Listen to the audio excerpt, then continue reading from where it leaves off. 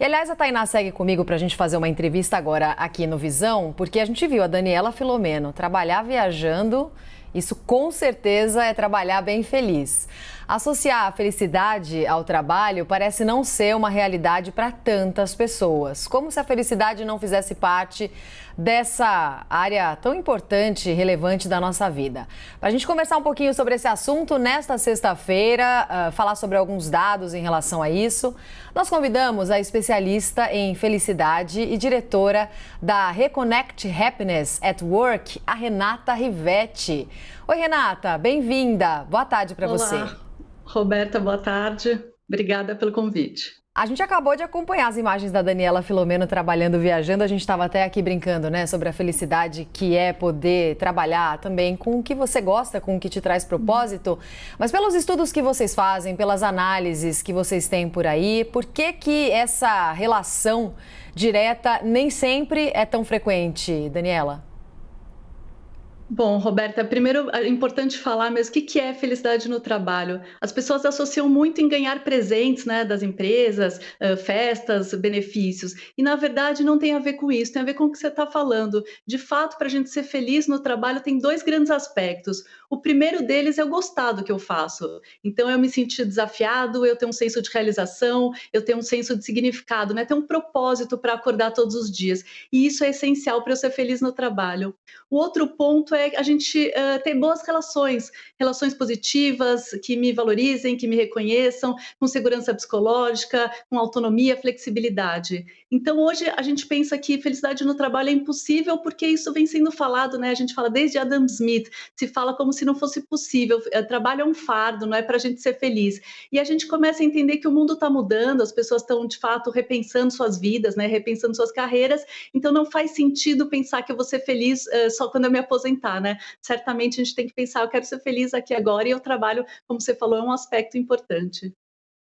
Então, tem uma pergunta para você também, Renata. Eu te chamei de Daniela, né? Por causa da Daniela Filomeno. Renata. Tainá, por favor. Roberta estava com a cabeça lá nas viagens, nas massagens, nos vinhos, né, Roberta? Muito feliz e sorridente. Agora eu queria saber um pouquinho, você falou sobre essas mudanças de perspectivas e o que as pessoas buscam hoje em dia no trabalho, quando também tentam agregar a felicidade à relação de trabalho, né? O que mudou de algumas décadas para cá e o que hoje em dia quem ingressa no mercado, jovem que está ingressando, procura quando vai escolher um lugar para trabalhar? Perfeito. Eu acho que primeiro a gente entender que as gerações mudaram mesmo. Quando a gente olha a geração X, certamente o trabalho era para ganhar muito dinheiro, trabalhar a qualquer custo, independente se tinha uma liderança tóxica ou não, as pessoas aceitavam isso.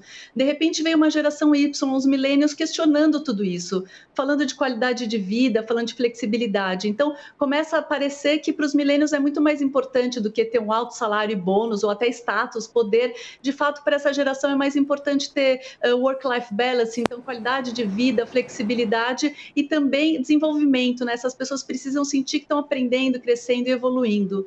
E até uma geração Z, que de repente vem falar de valores, de propósito, de verdade. Então a gente percebe existe uma mudança no mundo acontecendo e isso está sendo talvez ampliado, né, pela pandemia, as pessoas perceberam a brevidade da vida, então não dá para eu pensar que eu quero ser feliz em um outro momento. E para essa geração, então a gente precisa começar a repensar, inclusive a jornada de trabalho.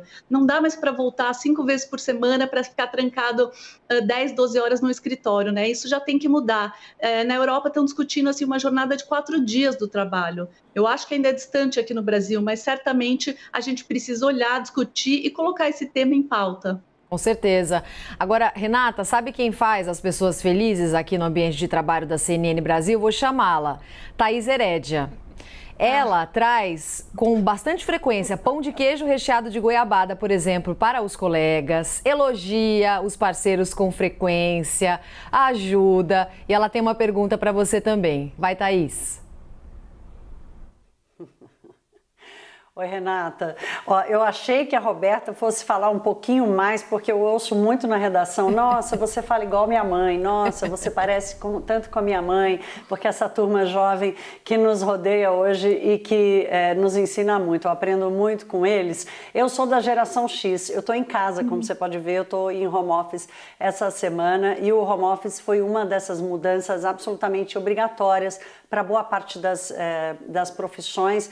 E eu, Thaís Erendi, aqui sempre fui uma questionadora desse modelo, porque somos um ser social, né? Eu, por exemplo, eu preciso, faz parte de me sentir feliz no meu trabalho, essa relação, esse levar o pão de queijo e dividir com as pessoas. Com goiabada. Eu queria entender, assim, eu espero que eu continue trabalhando, já tenho mais de 50.